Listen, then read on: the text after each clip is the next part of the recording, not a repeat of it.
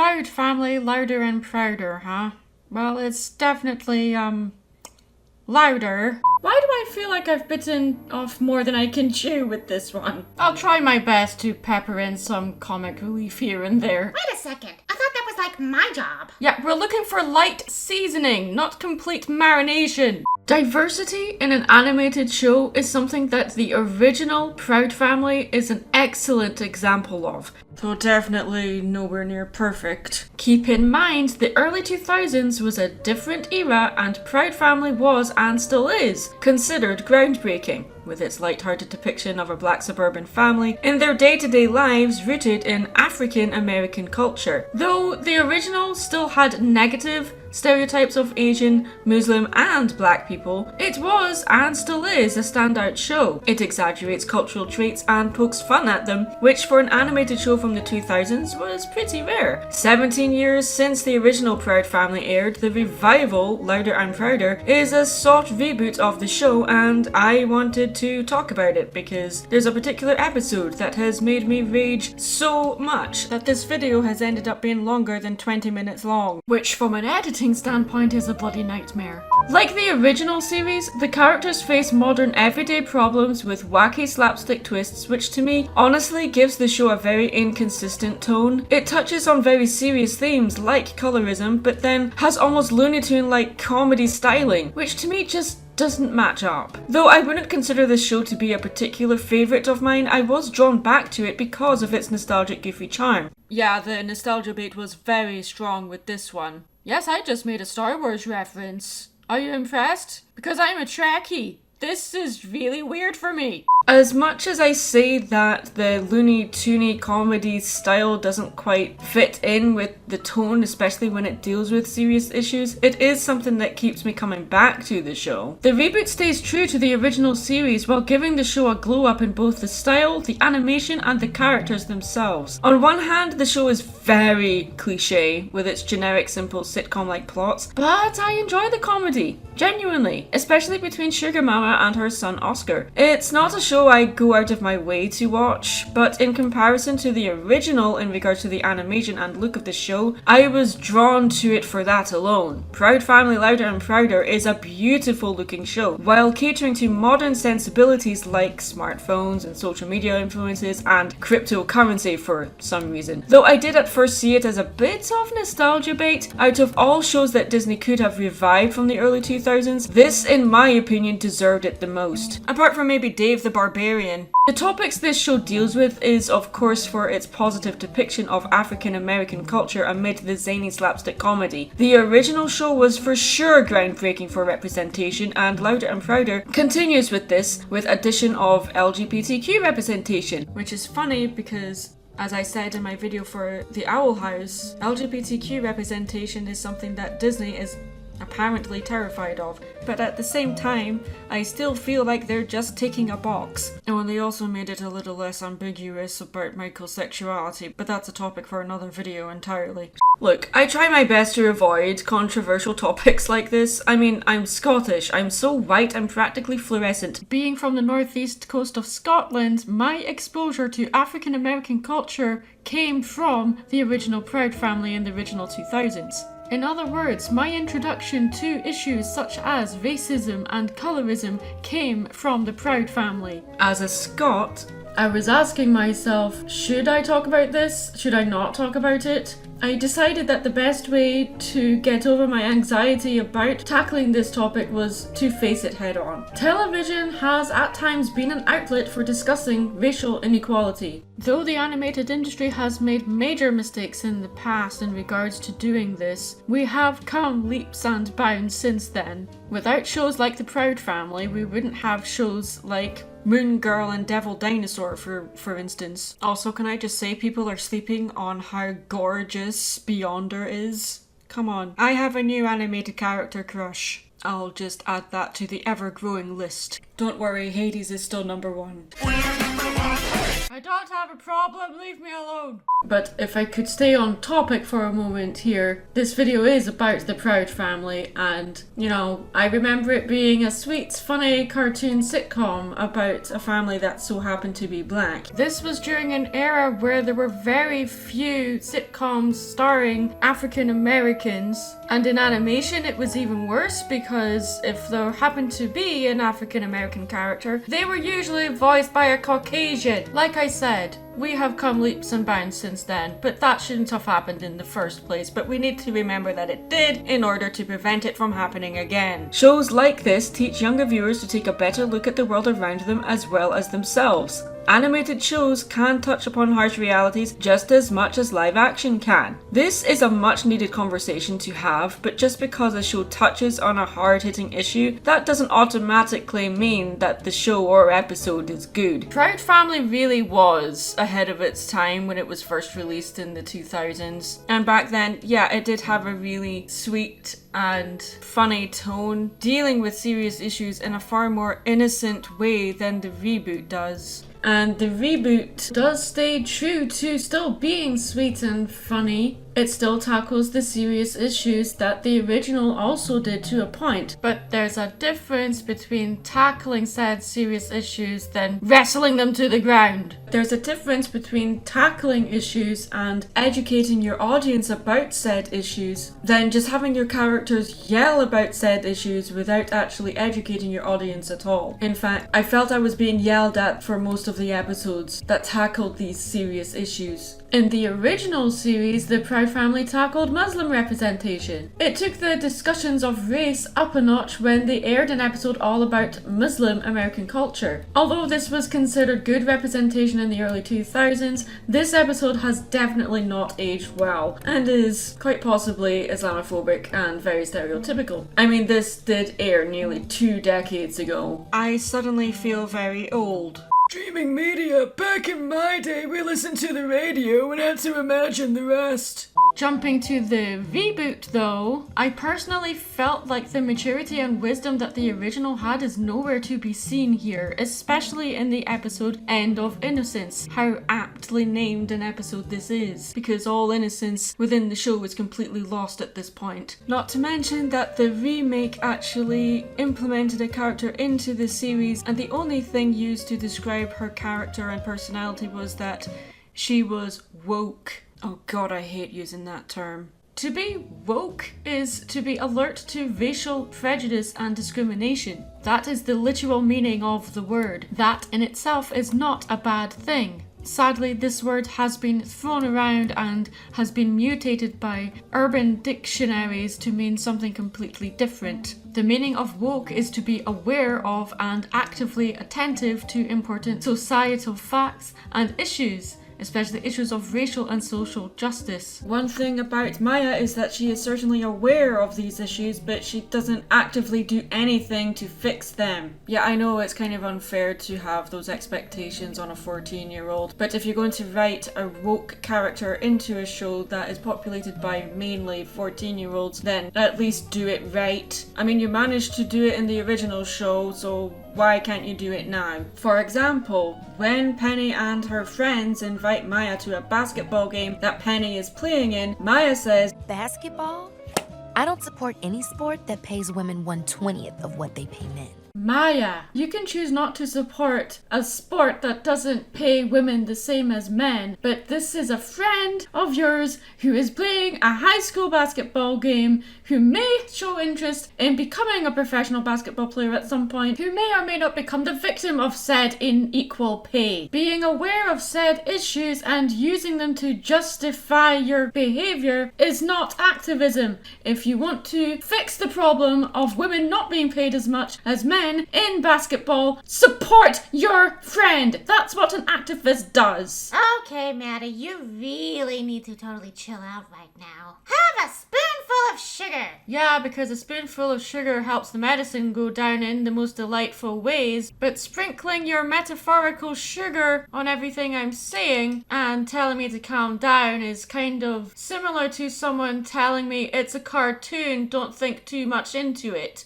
Making a statement like this, it just makes you look like an asshole. If you want to have a character in your show be quote-unquote woke, then it might help to actually portray them as being bloody awake. Half the time when we see Maya, she's sitting on her own, reading a book, not paying attention to what the hell is going on around her, unless it affects her directly. Being woke used to mean be well informed and up to date, to be alert to racial or social discrimination and injustice. But now the term is being used recklessly and is being assigned to people to boost their confidence and to reassure themselves that they have the moral high ground and are fighting for the better world, no matter what they have to say. And sometimes it is being used as a way to protect themselves from hearing other people's opinions, or by considering the outsider as non-woke. So basically, although Maya is being described as being woke, the actual context here is the Urban Dictionary definition. In other words, Maya doesn't listen to anything anyone else has to say to her unless it's agreeing with what her views are. If anyone has a different view from her, that automatically means that she doesn't have to listen to them. As of now, the original meaning of the word woke is fading and instead is being used more often to term someone as hypocritical and think they are the enlightened, despite the fact that they are extremely closed-minded and are unable to accept other people's criticism or different perspective. Penny even calls Maya out for this in one particular episode. Maya manipulates Penny into helping her set a panda free from the zoo, and when the panda says no, he doesn't want to be freed, Maya insists that he doesn't know what he wants and wants to try to set him free anyway. I'm gonna rescue him. He doesn't know what he wants. You're the superficial one, not to mention pushy, delusional, and hard-headed. The bear just told you he's happy, but you won't hear it. This just tells me if you're going to be an activist and help bring about social change, if the person or group that you are fighting for don't want you to get involved in said change, because you're forcing your own tactics onto them without talking to them about how they feel about said issues that they're suffering with, then respect that and walk away. In other words, she wasn't setting the panda free for the sake of the panda, she was doing it to make herself feel good. That's not being an activist, that's being a hindrance. In other words, the definition of the word woke changes depending on who you ask. The word is being used in everyday conversation by people who don't even know what the word means. Fox News, for instance, got mad at the Lego company for quote-unquote making woke one-legged Legos. Yes, I know this was probably done as a marketing tactic just to get people's attention because it's Fox News, that's what they do. And don't get me started on the New York Post calling woke moviegoers saying Cocaine Bear is not for kids. Imagine that, a movie called Cocaine Bear is not for children, and referring to people that say that it's not for kids as woke moviegoers. What the heck does Cocaine Bear have to do with wokeness? I've actually seen this movie, and honestly, it's the best drug PSA you will ever see. Don't do drugs or the bear will kill you. The word itself was actually originally coined by progressive Black Americans and used in racial justice movements in the early to mid 1900s. This word is not new. It means to be informed, educated, and conscious of social injustice and racial inequality. For a show like The Proud Family to be so aware of these issues and to bring them to the forefront in the original series, only for it to become telling its entire audience that they're not aware of what's going on. This show is meant for children. Children are not going to be automatically aware that these issues exist. So you need to understand that to educate children on these issues, you can't just stand up on a stage and shout about them. Or you shouldn't just stand up on a stage and shout about them. That is not teaching, that is called preaching. And though some people do consider these two terms to be synonymous with each other, I personally do feel there is a difference between teaching someone and preaching to them. Teaching imparts truth to people. Preaching imparts how to act on said truths. And sadly, the Proud Family Louder and Prouder feels like it's doing the latter. To me, if you want to talk about an issue such as colorism, like they do in the episode End of Innocence, you need to show that it's happening, prove that it's happening, say the word out loud, deal with the said issue and solve it so that this doesn't happen again. Or at least educate your audience on how this looks when it does happen so they know when and if they need to step in to stop it from happening. The episode End of Innocence is one of the worst episodes of any shows I have ever seen, live action or animated. Not just because of how poorly it dealt with the issue, but because of how poorly this episode was written. A lot of what happens in this episode makes little to no sense. And from an artist's perspective, saying that out loud makes me feel awful because in comparison to the original show, which had a low shoestring budget, the animation in the original Proud Family was not of the best quality. So comparing it to this one, which looks bloody amazing, but the writing makes me so angry I just can't enjoy a show no matter how pretty it looks. It was a bold decision to tackle the issue of colorism, and yeah, I feel that this topic should be touched on more in media aimed for younger audiences for educational purposes, but how it was dealt with in this episode not only skimmed the surface of the issue, but also placed the blame on the wrong person, while said person who was accused of being colorist in the first place not only got off scot-free, but was nonchalant about the entire situation as they weren't even confronted about it on screen. More to the point, if you're going to have a character within your show who is a supporting actor or the main character straight up accuse someone else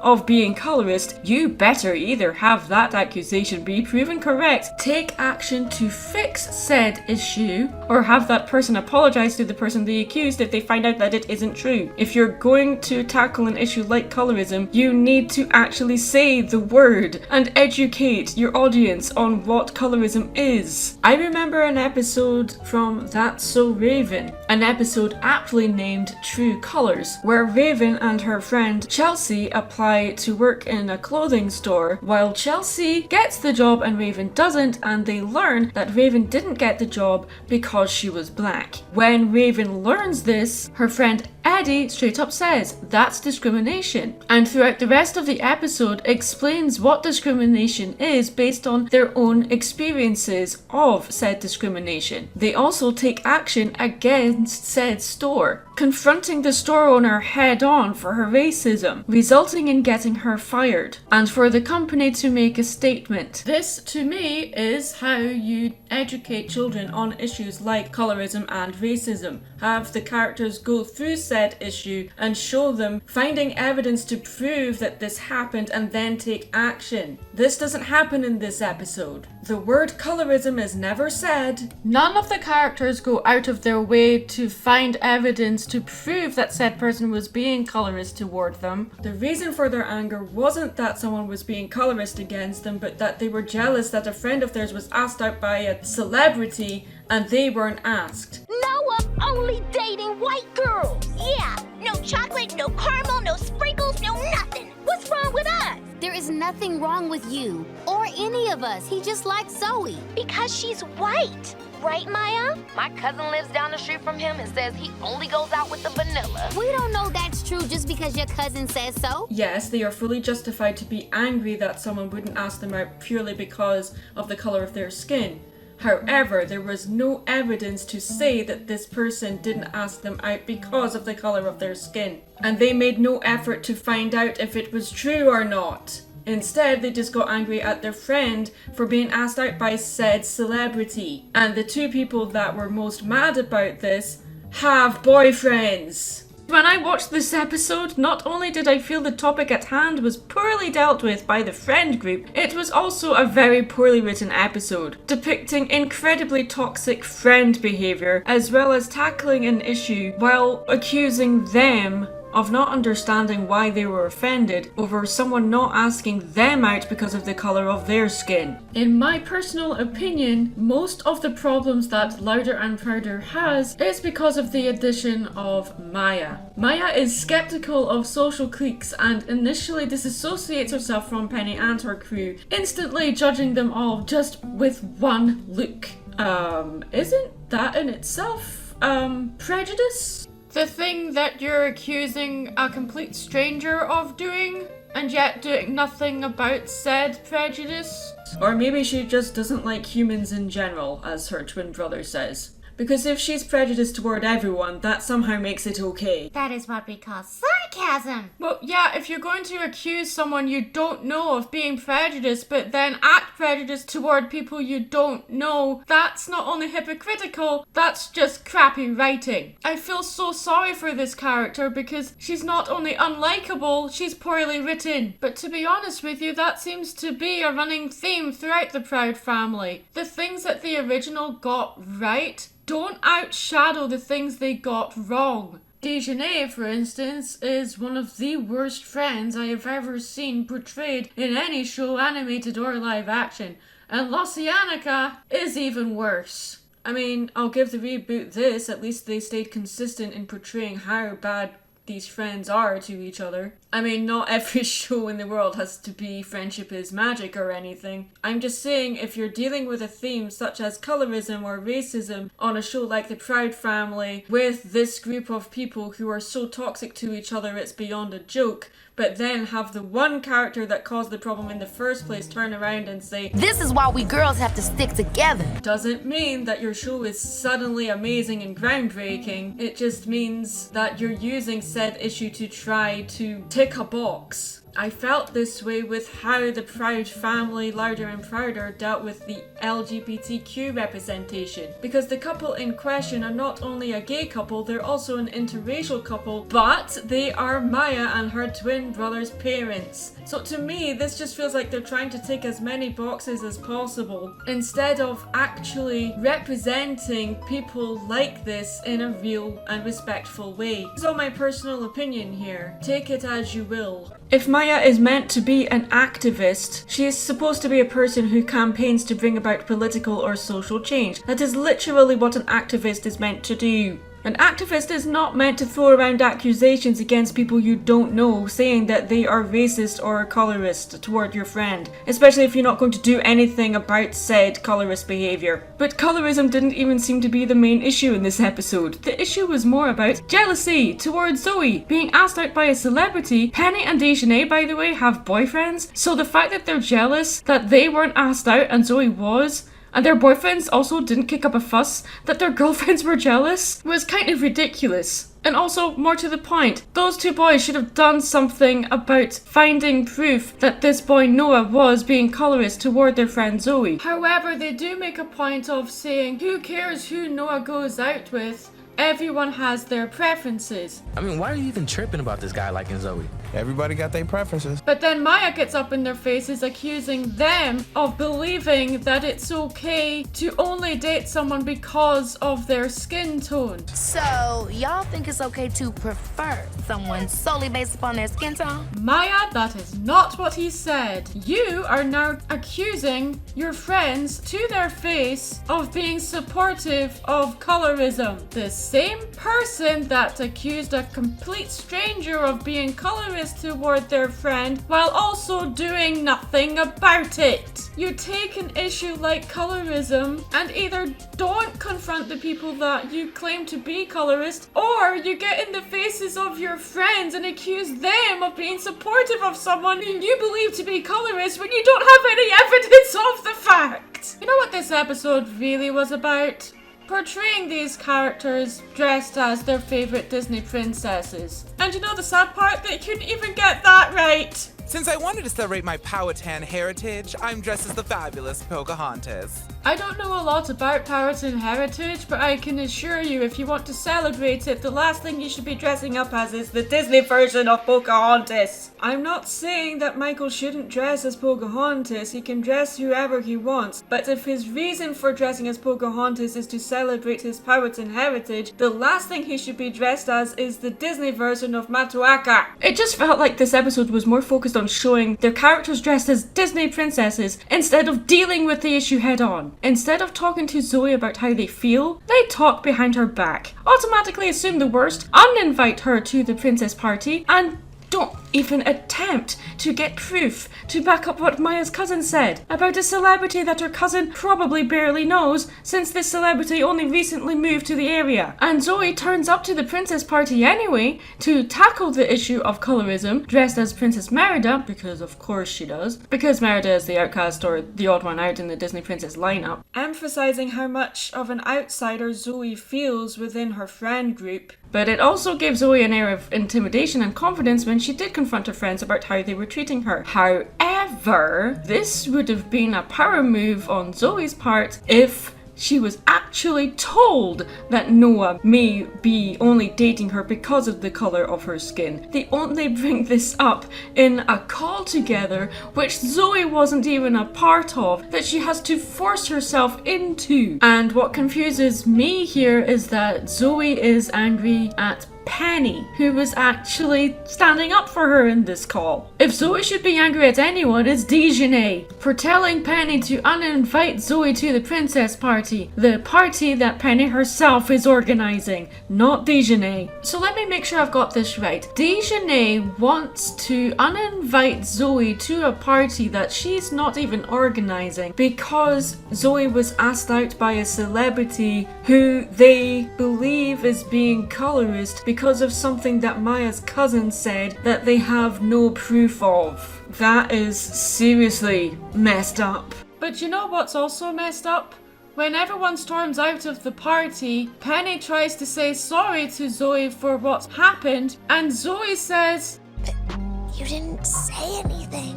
Zoe, Penny was the only one who was standing up for you. She was the only one that actually said something to defend you. Cousin lives down the street from him and says he only goes out with the vanilla. That's not Zoe's fault. We don't know that's true just because your cousin says so. Zoe's going to the dance with Noah Barker. What's wrong with that? The only reason he asked her out is because she's white. That's not true! My cousin said Noah's favorite chocolate is white, no swirls.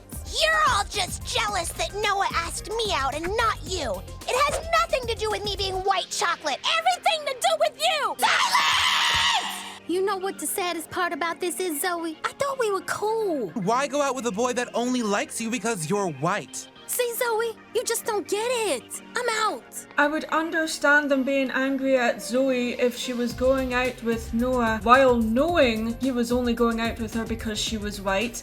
But she only learned this during the call and during the princess party. Getting angry at someone for doing something that they don't even know they're doing is bloody stupid. But like I said before, if you're going to take a serious issue like colorism and make it a teachable moment for these characters and the audience, then it needs to be handled in a way that makes sense. This, in my opinion, is one of the worst written episodes of any show I have ever seen. He asked me out because he likes me. Has any other boy ever asked you out to a dance? Okay, that is just so horrible. Not only are they fully believing Noah only asked Zoe out because of the colour of her skin, but they also are implying that no one would ever ask Zoe out anyway because of the way she looks. How disgustingly toxic is this? This is supposed to be a friend group? Penny, why are you friends with Lucianica? Serious question. You're a smart kid. Why are you still friends with her? This is the same person that keeps trying to steal your boyfriend and slags you off for not wearing makeup all the time. You're 14, you don't need to wear makeup. The friends have every right to be angry here, but this was stemming from jealousy, not being angry that someone may be colorist. Jealousy when two girls in the group had boyfriends already. They seemed to dogpile on Zoe instead of pressing Maya for more proof that Noah only dated white girls. They never approached Noah in this episode at any point about this issue. Even when Zoe did confront Noah about whether or not he was colorist and only dating her because of the color of her skin, all of this happened off screen. We never hear it from the horse's mouth. Zoe had to go through this without any backup from her friends. I wonder if this would have been such a big deal if the boy in question wasn't a celebrity. More to the point, if this episode was meant to show someone being colorist, I would have liked to have seen some sort of consequences for this on Noah. But again, we are never shown any proof, we never hear it from the horse's mouth, and for all we know, Zoe dumped Noah because of the pressure she was under from her friends. We never see if Zoe actually likes Noah. So we never see the two of them together in this episode at all, other than when he asked her out. Inherently, there's nothing wrong with finding yourself attracted to a certain kind of person. However, it can become problematic in some contexts and can definitely lead to iffy and unpleasant and even harmful situations for some people. To rule someone out entirely because of the color of their skin is wrong. But also only dating someone for the color of their skin is also wrong. In my personal opinion, everyone has their preference in regards to what they find attractive. There is nothing wrong with that. However, what this episode was trying to say was that Noah was only asking Zoe out because she was a white girl and not for any other reason. So at the very least, Noah is simply an incredibly shallow person. I just wish we had a scene between Zoe and Noah where Zoe confronts Noah on whether or not he only asked her out because she was white. Or even better, if she was to confront Noah about this, at least have her friends come rally around her to show support. That way, if it came to light that this was the only reason, she had her friends around her to comfort her. Instead, we get a scene where Zoe goes up to her friend group and apologizes to them and tells them that she dumped Noah after she did confront him about said issue, and says she can't go out with someone like that, especially if it hurts her friends. Yes, going out with someone who is colorist will hurt this group of friends, but this experience has clearly scarred Zoe because she asked Myron not seconds later if he was only asking her to dance because she was white. And as difficult a subject as this was to tackle, I am so glad to get it off my chest. This made me so angry, you guys have no idea. Oh wait, yes you do, because you actually sat down and watched 22 minutes worth of me just ranting about it. Technically, Maddie, it was like 31 minutes and 36 seconds worth of venting. Okay, if you want to get pedantic about it. I'm Mad Munchkin. Stay creative.